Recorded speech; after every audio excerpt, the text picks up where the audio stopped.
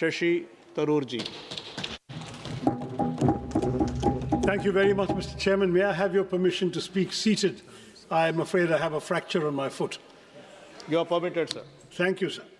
Thank you for granting me the honour of voicing on behalf of the Indian National Congress my perspective on the Union budget presented by the Honourable Finance Minister, whom I'm glad to see in the chamber.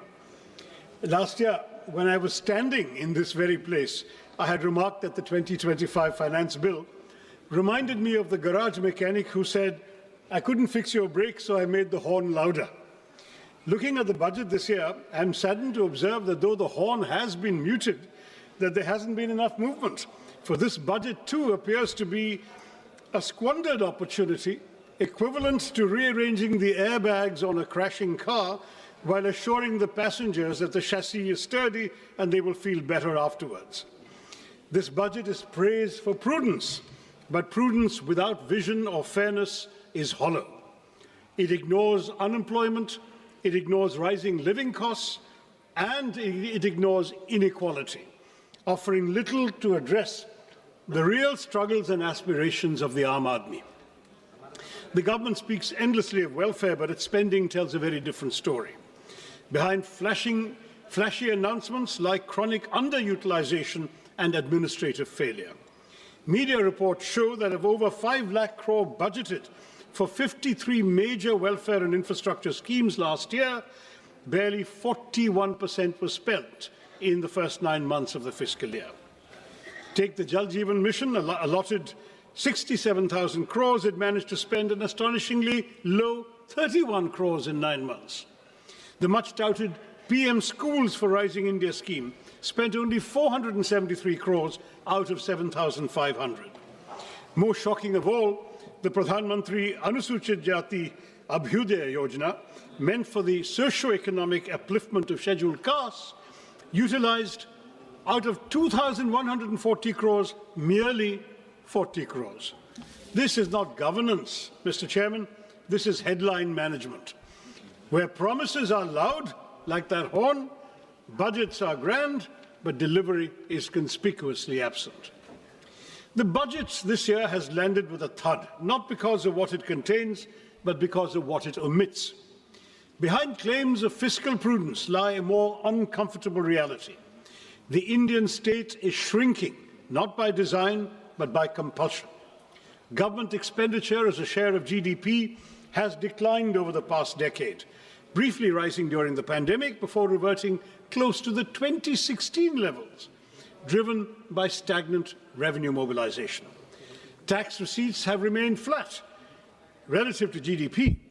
Disinvestment has underperformed, and non-tax revenues increasingly rely on extraordinary transfers such as Reserve Bank of India dividends, an unsustainable substitute for a stable revenue base. More troubling is the shift in the tax burden towards individuals, bearing a greater share of the tax burden than corporations, despite sharp post-pandemic profit growth. To elaborate further, in fiscal year 2017, corporate taxes were 3.2% of GDP, personal income tax was 2.3% of GDP. In fiscal year 27, that is 10 years later, they are projected to be 3.1% for corporates and 3.7% for personal income tax of individuals. So your revenue is coming disproportionately from the individual taxpayers. Fiscal consolidation since COVID has been achieved largely through expenditure compression, presenting necessity as virtue and compulsion as choice. Within these constraints, the government has relied on low-cost measures such as tax simplification and targeted incentives, but the budget offers no credible medium-term framework linking spending to employment and productivity. Capital expenditure is emphasized, yet weak demand, stagnant wages, high youth unemployment, compressed welfare spending, and inadequate devolution to states all persist, leaving India fiscally disciplined but developmentally constrained, without the revenue capacity or strategic clarity to deliver real economic security for the Aam Aadmi. This is why, Mr. Chairman, this is what I call an underwhelming budget. Now let me look at specific sectors. M.S. Swaminathan had famously said, if agriculture goes wrong, nothing else will have a chance to go right. And this, I believe, is as good a starting point as any. Mr. Chairman, it's high time we stop treating agriculture as some issue that will sort itself out, because 46.1% of India's workforce and 60% of our population depend on agriculture and allied activities. Despite agriculture contributing 16 to 17% of GDP, it receives only 3% of this union budget, 1.62 lakh crore, which is a 5.1% cut from last year's 1.71 lakh crore.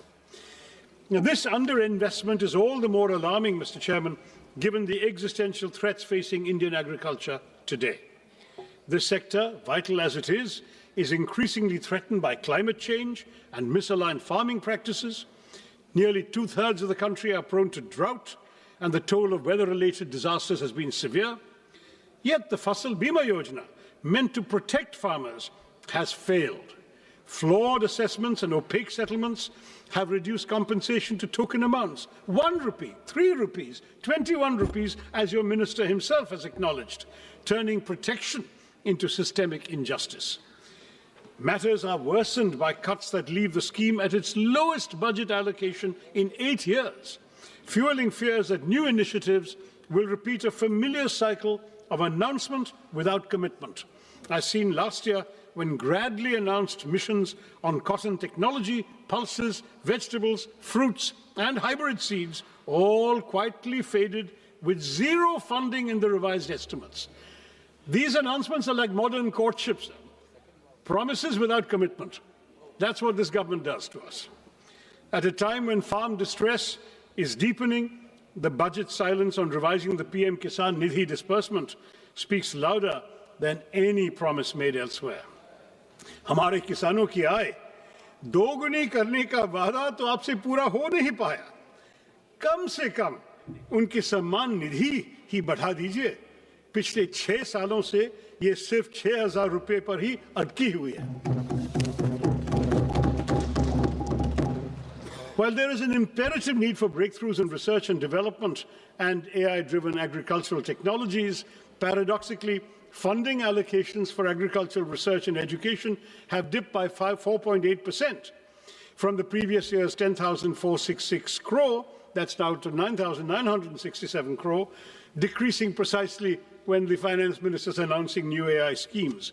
And frankly, Madam, touting a new AI app when the majority of our farmers can't afford fertilizers, harvesters, or tractors seems rather detached from reality, except of the virtual kind. Now, this budget speaks at length about crops from cashews to coconuts, yet ignores one of agriculture's most persistent concerns, pepper.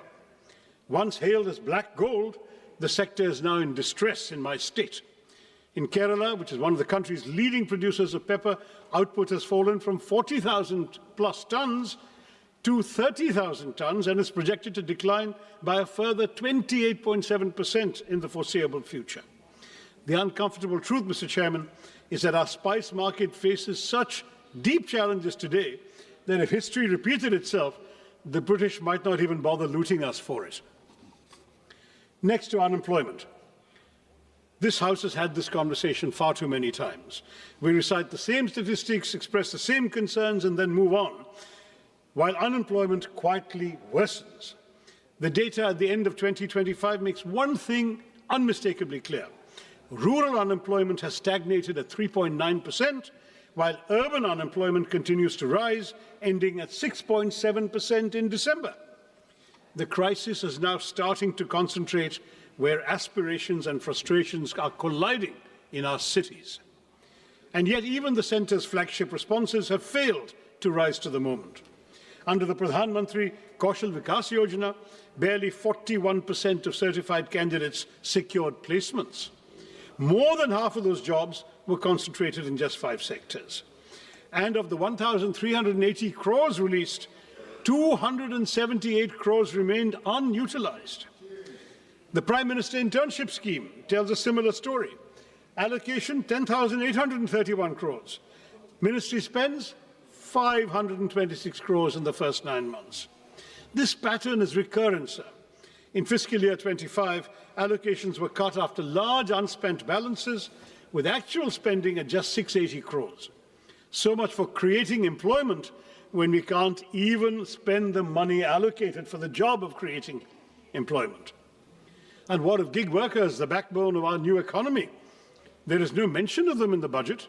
Their welfare has been deprioritized at a time when unrest grows over the absence of clearly defined benefits, time-bound claims and appeals mechanisms, and mandatory disclosure of work hours, earnings and deductions.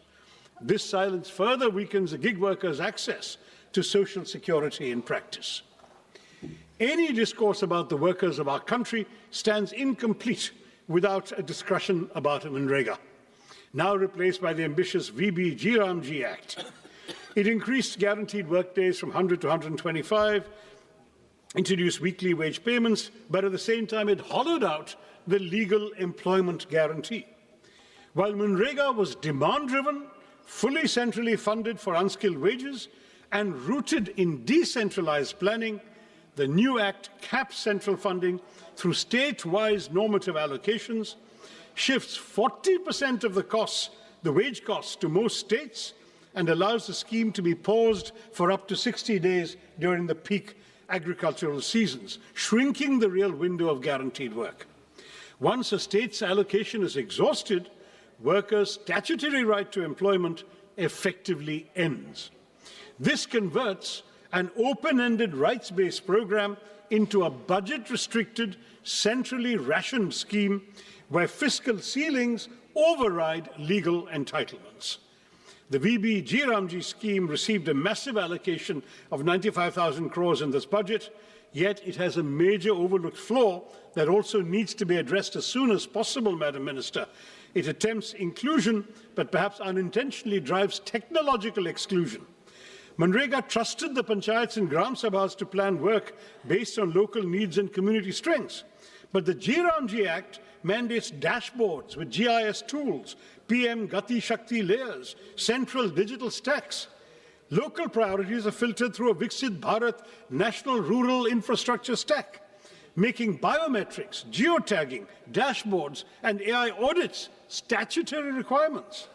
Thus, for millions of tech workers, rural workers, one tech failure will mean exclusion without appeal and work without skill considerations. Now, when you have millions struggling to find work, Mr. Chairman, the least the government can do is to ensure that they move freely across the country to seek opportunities.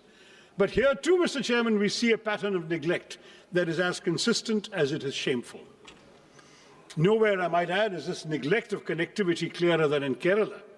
Despite repeated demands for new railway lines to decongest existing routes, the state finds no mention in the Finance Minister's much-touted 7 high-speed railway corridor initiative.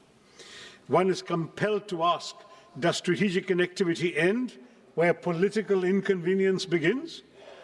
The consequences of this neglect are borne daily by passengers and railway staff alike in my state. Chronic overcrowding has pushed passenger capacity to dangerous limits. Sanitation has visibly deteriorated. Even basic facilities remain inadequate.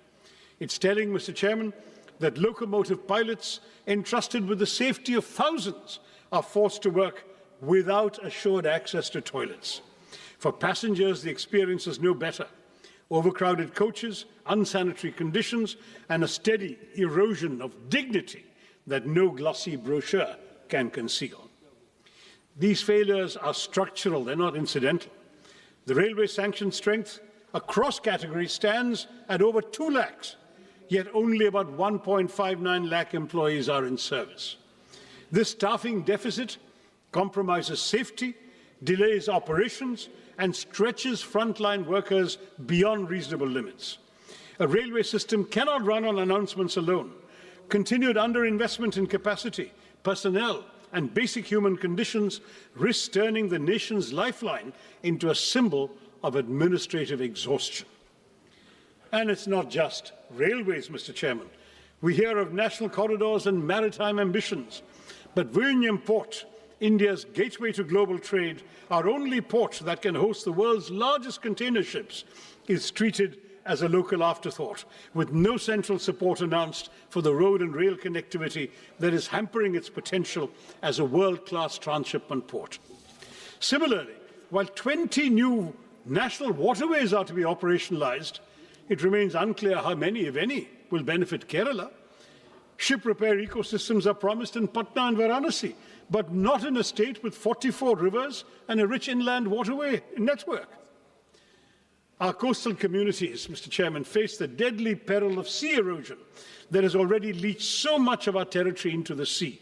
But there is no money for the sea walls and groins so essential for coastal protection. I have been raising this repeatedly in the House over the last 15 years. The centre tells me it's a state's problem. The state says it has no money. So we continue losing our territory, our seafront, to the marauding ocean. The lives and livelihoods of our fisherfolk, mostly living below the poverty line, are apparently of no concern to our budget makers either.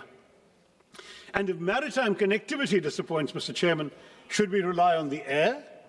The regional connectivity scheme, which promised to give wings to the armed Nagrik to lift aspirations off the ground, make the skies accessible to all, yet today, many of those promises lie grounded. Nearly a decade on, at least 11 airports launched under UDAN have seen flights taper off or disappear altogether. Runways without aircraft, terminals without passengers, skies conspicuously empty. Last year, we were promised a modified UDAN with 120 new destinations and 4 crore passengers. But in this budget, Mr. Chairman, UDAN does not even earn a mention. Not just that, but for fiscal year 24-25, a total of 81 airports owned and operated by the Airports Authority have incurred financial losses. Duopolies have led to declining service quality, with the Indigo fiasco exposing the vulnerabilities of our airline industry. When aviation policies cannot stay airborne beyond announcements, one must ask whether this government is still committed to democratizing the skies, as it claims, or rather, as the Minister claimed last year. Mr. Chairman, if connectivity cannot move people physically, one would hope education might lift them socially and economically. But here too, we see a betrayal of promises. India speaks of global excellence while presiding over domestic neglect. The national education policy promised 6% of GDP for education. Years later, spending remains at barely 4%, with the union government contributing only 0.4% and leaving states to shoulder an unsustainable burden. The consequences are visible and damaging. Over 1.5 lakh schools lack electricity, thousands lack toilets, ramps, or basic facilities for children with disabilities, and the foundations of learning continue to crumble even as we advertise world-class universities. This neglect hits the most vulnerable the hardest. For scheduled castes, enrollment falls from 99% at the preparatory stage to 70% at the secondary level. For scheduled tribes, from 99% to just 67%. These numbers reveal a system where poverty pushes students out of classrooms and into premature work. We are told artificial intelligence will shape our future, yet only 52% of government schools have functional computers, just 58% have internet access. Where is artificial intelligence going to come to these schools? Technology without access is not transformation, Madam Minister. It is exclusion by design. Continued underfunding paired with grand promises will not uplift our children. It will mortgage India's future at a discount. Mr. Chairman, if education is one pillar of development the government should care about, health is surely the other. Budgets may speak in numbers, but nations are built in flesh and blood. And any budget serious about India's economic potential must invest in human capital, because healthcare is not charity, it is foresight. Yet public health spending remains below 2% of GDP, missing even the government's own promise of 2.5% after COVID. An allocation of over 1 lakh crore to the health ministry may sound impressive, but ambition must be measured in proportion, not in numbers. The consequences are now visible beyond government hospitals. Since 2019, over 600 private hospitals have exited the Ayushman Bharat Jan Arogya Yojana, revealing the fragility of coverage without delivery. Insurance that arrives late is merely distress deferred. Meanwhile, the fundamental determinants of health, clean air, safe water, nutritious food, and mental well-being continue to deteriorate even as disputes rise and mental health indicators worsen. A nation that seeks economic greatness cannot afford to economize on the health of its people. While you propose, Madam, exempting 7 additional rare disease drugs from import duties, your centres of excellence for rare diseases are few, unevenly distributed, and unable to utilize even the insufficient funds allocated, leaving thousands of patients to die every year for lack of treatment. And nowhere is this pattern of neglect more glaring than in the case of the long-promised AIMS in Kerala. First year of the NDA government, the promise was announced. The promise still remains unrealized. A state with one of the strongest public health records in the country continues to wait, while this budget, like its predecessors, offers neither clarity, nor timelines, nor urgency. 22 AIMS have been sanctioned across India, Mr. Chairman, but when it comes to Kerala, the silence is deafening. And AIMS that is not even a dot on a map is not institution building, it is institutional disregard. Kerala does not lack need, capacity or credibility. What it lacks, it seems, is visibility in this government's priorities. Why, Mr. Chairman, is Kerala invisible to this government? I'd like to know. Equally telling is the silence on air pollution. After months of public outrage and choking headlines, the Finance Minister's speech found space for everything except the air we breathe. The National Clean Air Programme still runs on 2009 standards, weaker than the WHO's PM 2.5 norms, even as pollution control funding has been cut from 1,300 crores to 1,091 crores this year. A budget that saves on rupees but ignores the air its citizens breathe reduces development to bad arithmetic, not good progress. Mr. Chairman, the announcement of 3 new National Institutes of Pharmaceutical Education and Research, or NIPA, raises a troubling question of balance and intent once again. I'm sorry to return to my state, but Kerala, despite one of the country's strongest public health ecosystems and a proven record in healthcare delivery, once again went unaddressed. Even as NIPAs are concentrated and clustered in northern and eastern India, and a single institute in Hyderabad is expected to serve the entire south. This imbalance is not new. I flagged it 2 years ago when I was chairman of the Standing Committee on Chemicals and Fertilizers. At a time when over 60% of India's 8,500 MSME drug units lack support to adopt even good manufacturing practices, such skewed institutional allocation risks shrinking rather than strengthening our manufacturing base.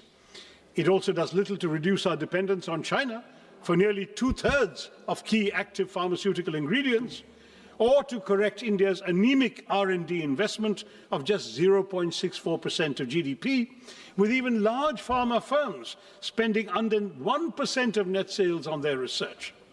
The result is predictable: limited innovation, continued reliance on low-cost biosimilars, and life-saving biologics priced far beyond the reach of most Indians, where public health spending remains so much below the GDP target of 2.5%. Without correcting regional imbalance and backing institutions with serious R&D support, this NIPA initiative risks sounding visionary while delivering exclusion. Now, all of these shortcomings in the sectors I've surveyed, in infrastructure, education, healthcare, might have been bearable if at least the economic burden were distributed equitably. But as per the UNDP Inequality-Adjusted Human Development Index, India ranks the lowest of all BRICS countries at 130. The silent shock absorbers of this economy are the middle class. They are now cracking under the strain. The symbols of success we see today, smartphones, cars, lifestyle assets, are only sustained by EMIs, Mr. Chairman, for the middle class, leaving the Aam Aadmi little room for health insurance, for savings or medical emergencies. Credit cards are once a luxury or a convenience. They've now become a lifeline. Defaults rose 28% last year to 6,742 crore rupees, not because Indian households are reckless, but because they're running out of room to breathe. With 2.9 lakh crore rupees in outstanding dues and 10.5 crore cards in circulation, borrowing has become the price of staying afloat. Even as households struggle, the tax burden has quietly shifted onto them. Personal income tax now contributes over half of all direct taxes, while the corporate share declines, as I mentioned earlier. And while last year's budget at least acknowledged middle-class housing stress through the Swami Fund, this budget offers only silence. Inflation may look subdued on paper, but for citizens, the cost of living has merely been shifted. When the state fails to provide clean air, safe water, and uncontaminated food, households are forced to buy privately what should be public goods: air purifiers, water filters, basic safeguards. This burden is unequal, Mr. Chairman. The privileged can protect themselves, while the poor remain exposed. A nation cannot grow by exhausting the very people who sustain it. The Aam Aadmi who are financing this government are being sent deeply troubling signals on taxation. A one-time concession allowing special economic zone manufacturing units to sell domestically at reduced duties is little more than tokenism when the SEZ ecosystem itself is collapsing, with hundreds of zones shut and employment in free fall. More disturbing still is the withdrawal of income tax exemption on disability pensions for defence personnel.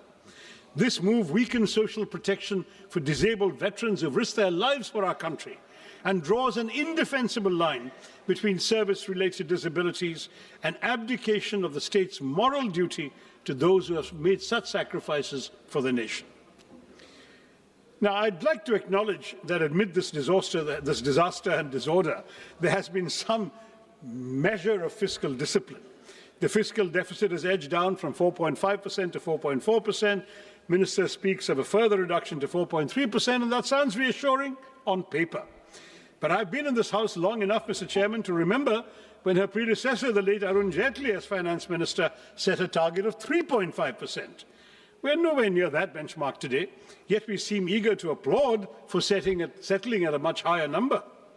Perspective matters, sir, and without it, these figures lose their meaning, especially when they fail the only test that truly counts: whether the Aam Aadmi has more money in his pocket, whether he has wages that keep pace with prices, whether he or she has a life that is becoming easier. Fiscal prudence cannot be celebrated in isolation when household budgets remain under strain and economic security is elusive for millions. In this budget, the Union government has once again doubled down on an infrastructure-led growth strategy, raising capital expenditure to 12.2 lakh crores on the assumption that public capex will crowd in private investment and generate jobs. But this promise has yet to materialize. In fact, it hasn't materialized at all during this government's tenure. Private investment has throughout remained sluggish. Labour-intensive sectors are crowded out by capital-heavy projects. Welfare spending has been compressed, and key subsidies and social sector allocations fall short of stated goals. The burden has increasingly been pushed onto the states without adequate devolution of tax revenue. Meanwhile, unemployment, particularly amongst educated youth, remains distressingly high, and capacity utilization continues to remain below levels that would trigger a genuine private investment cycle. In this context, the capex-centric approach appears less like a strategy for inclusive growth and more like a gamble that ignores weak demand, joblessness, and the lived economic distress of the ordinary citizen. Mr. Chairman, no nation can develop on slogans or headlines alone. India's investment in research and development remains stuck at 0.6% of GDP, not only below advanced economies, but even below several emerging ones. China invests about 2.4%, Brazil even over 1%, the US 3.5%, South Korea 5% of GDP. A country that aspires to be a manufacturing and knowledge powerhouse cannot afford to treat research and development as an afterthought. I would urge the Minister to elevate R&D as a national priority. Now, on urban cities, on our cities, it should be pointed out that the hesitancy in innovation is reflected in the Smart Cities mission, which has become a reminder of unfulfilled promises. A decade after Smart Cities was announced, deadlines have been repeatedly extended from June 23 to December 25, no real change on the ground. Claims of 96% completion certainly ring hollow for somebody from Thiruvananthapuram or Warangal or Silvassa or Port Blair, because they're all incomplete Large parts of the northeast continue to lag, leaving even the Parliamentary Standing Committee unconvinced. Instead of transforming urban life, the mission has largely polished a few elite enclaves, while basic services for millions remain untouched. I can't not mention the new interim trade agreement with the United States, sir, because that has just come out after the minister's speech. It looks less like a free trade agreement than a pre-committed purchase agreement that overturns every principle of reciprocity. How can we speak of a reciprocal tariff of 18% on one side and 0% on the other? At a time when India's total bilateral trade with the US stands at roughly 130 billion US dollars, and we have a trade surplus of only 45 billion US dollars, we have surprisingly promised to buy $500 billion worth of American goods over 5 years. This effectively converts a surplus into a long-term deficit by executive assurance rather than by market demand. No major economy has ever neutralized its own trade leverage in this manner. While the US continues to impose import tariffs of up to 18%, we have committed ourselves, apparently according to this joint statement that I've been seeing here, joint US-India statement, to impose tariffs up to 18% on Indian exports and we to slash tariffs to near zero levels, open agriculture, dilute data localization, soften intellectual property safeguards, and even redirect strategic energy imports, especially away from Russia, to meet purchase targets. Now, this is not strategic balancing. It is economic preemption. Parliament has neither been told how farmers, MSMEs and domestic industry will be protected, nor why India has voluntarily surrendered its negotiating power without securing proportional market access. Without securing proportional market access or policy space in return. I know the government will say, wait for the final agreement, it's coming in mid-March, but let them be aware these concerns exist right now, sir. Yes. The government's claim that India has secured a better deal than China, Vietnam or other Asian economies does not withstand scrutiny. While India has obtained a tariff reduction of 1 or 2 percentage points from them, no East Asian economy has agreed to deliberately dilute its trade surplus with the US through guaranteed purchase commitments. On the contrary, China, Vietnam and several ASEAN countries have actually expanded their trade surpluses with the US, even amid heightened trade tensions. And this ambiguity, Mr. Chairman, has a direct budget on the credibility of, has a direct bearing on the credibility of the budget itself. When both the Minister of Commerce and Industry and the Minister of External Affairs were questioned on these commitments, they were really offered no clear explanation of their scale, timeline or fiscal implications. Now, the reason I mention this in the context of the budget is that key budgetary assumptions on trade balances, external financing needs and overall macroeconomic stability rest on information that the Parliament does not possess and has not been given. A budget framed amid such uncertainty is not just incomplete, it asks this House to approve numbers without knowing the obligations that may soon overtake them from this trade agreement. Now, I do want to say that when the two ministers play ping-pong with each other, saying it's not in their mandate to answer the question, each one attributes it to the other, then that looks like a rather disappointing game, because when no minister claims ownership of something like this, accountability disappears, and Parliament is left staring at a budget that conceals obligations that the government seems to lack the courage to admit openly. In short, Mr. Chairman, the real weakness of this government's budget lies in its implementation, where rhetoric is not matched by reality. Let me quote that famous verse once again by Mirza Ghalib, which I think perfectly captures our reality today as reflected in this budget and its aspirations. हमको मालूम है जन्नत की हकीकत, हमें मालूम है जन्नत की हकीकत, लेकिन दिल बहलाने के लिए गालिब ये ख्याल अच्छा है. That seems to be what we have had inflicted upon us. We know the reality behind these claims, these tall promises, these narratives of model governance, but they're not policies grounded in outcomes, they're carefully curated illusions. Glossy schemes, utopian projections, they might soothe the imagination, dil to behlata hai, but everyday life for the ordinary citizen of India has remained unchanged. Hope is repeatedly sold, but delivery remains perpetually deferred. Viksit Bharat by 2047 is an admirable ambition, safely more than 2 decades away. This budget offers no credible pathway to reach it. Instead of narrowing the gap, it widens it. Unemployment continues to rise. Poverty hardens. Jobs remain scarce. Wages remain stagnant. Small businesses, already gasping for relief, are smothered under layers of compliance, while informal workers, gig workers who sustain our economy with their labour are pushed further into invisibility and insecurity. Government promises railways, yet stations crumble. They speak of flight, yet Udan has flown away. Our pepper, once celebrated as black gold, withers under neglect. Our long coastline stretches endlessly, but is ignored when it comes to protecting it. Education is curtailed precisely when it should be expanded, while the rhetoric of world-class technology and AI grows louder. 1.5 lakh schools still function without electricity, yet Viksit Bharat is spoken of as if the lights are already on. When vision is severed from reality, it ceases to be aspiration and becomes merely an illusion. A truly Viksit Bharat will not be built on slogans, Mr. Chairman, not built on speeches or symbolism, but on delivery that reaches the last citizen of India.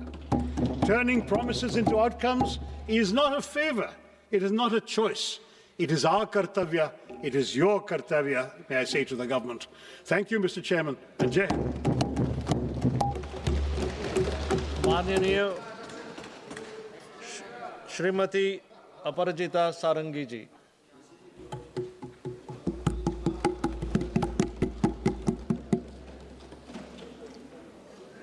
It is my pleasure and privilege to talk about the Union Budget for the financial year 26-27. Thank you, Chairman, sir, for giving me this opportunity. At the outset, I commend Honorable Finance Minister, Madam Nirmala Sitharaman, for giving to this country of 1.4 billion people her 9th consecutive budget, a budget which reflects her commitment, the commitment of the government, the conviction of the government, and the consistency of the government. As I stand here to speak, I am reminded of a few words from Rig Veda, the oldest of our Vedas. Sangachadhvam sangvadadhvam sangvo manansi janatam. हम साथ बोले, हम साथ चलें, हमारी भावना और हमारी सोच एक दिशा में हो।